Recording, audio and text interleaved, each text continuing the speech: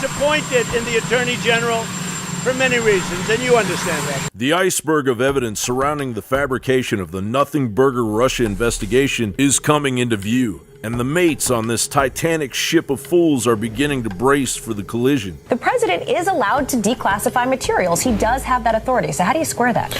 Well, the president has the authority to do a lot of things. Doesn't mean if he does it, it's the right thing to do, such as going to war, pushing a button that is going to launch missiles. Nellie Orr, the wife of Justice Department official Bruce Orr, is refusing to appear before Congress for a closed-door hearing. Orr, who worked for Fusion GPS, the firm behind the Steele dossier, was scheduled to appear for interviews during a joint session with the House Judiciary and House Oversight and Government Reform Committees. But two congressional sources said that she is not cooperating with the requests and will have to be subpoenaed to compel her appearance. The sources also said that former FBI General Counsel James Baker is not cooperating with the committee's request for an interview.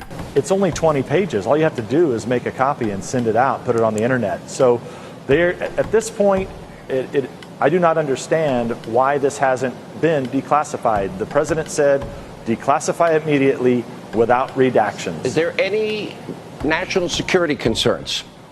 No, and we've heard this same story over and over again. Looks like Devin Nunes and Bob Goodlatte, who runs the Judiciary Committee, they've reviewed the documents that the president is seeking to declassify, and they know there's nothing there worth protecting in terms of protecting our national security. And the media who's complaining about the release of this information in this very scandal was happily reporting classified information that was rightly classified, and the release of which would harm national security and potentially harm citizens. Wait, so you're saying that when journalists tell us that their job is to make sure we have less information, know less about what our government is doing, they're in on the scam themselves? Not only that, they're aware of government officials who may have broken the law and leaking classified information. So their allegiance is to bureaucrats and not their viewers or readers, is what you're saying. That's right. You know, the president is, in his genius way, bypassing the media by releasing the documents in a lawful way to the American people, as opposed through the illegal leaks where classified information isn't protected. That's the traditional Washington way. So very quick, since you've been doing this for so long, have you ever seen the media come out on the side of secrecy and against the public's right to know?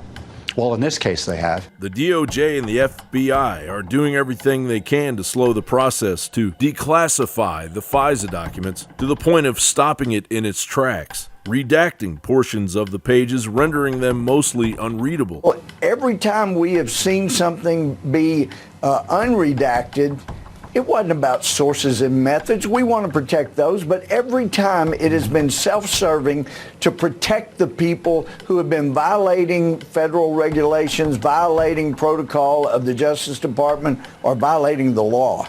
And so it's kind of calling wolf one too many times to be saying, gee, this is terrible. No, it's transparency, and the American people need to see just how bad the DOJ was weaponized and was utilized. And, you know, you hear people like Brennan and others, my word, the damage that man has done. And then Comey, for heaven's sakes, McCabe, Strzok, all these people, they need to have their day in court where they're on the other side of the courtroom than where they're used to. We know Brennan and some of the others had, you know, let's see, was it Brennan voted for communists? I did not know until last week I saw an article from 2003 where Comey was bragging that, yeah, I was a communist until I became whatever I am now. Yeah, I never heard that. Comey the communist. How about, who knew that? It was amazing.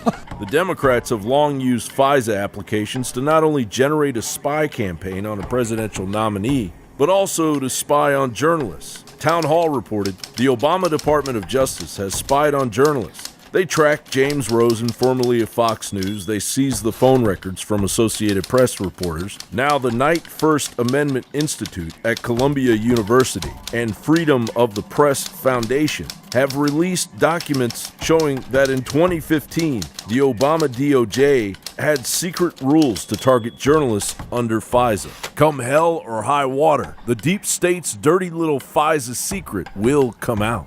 Be patient, be alert, and God bless you.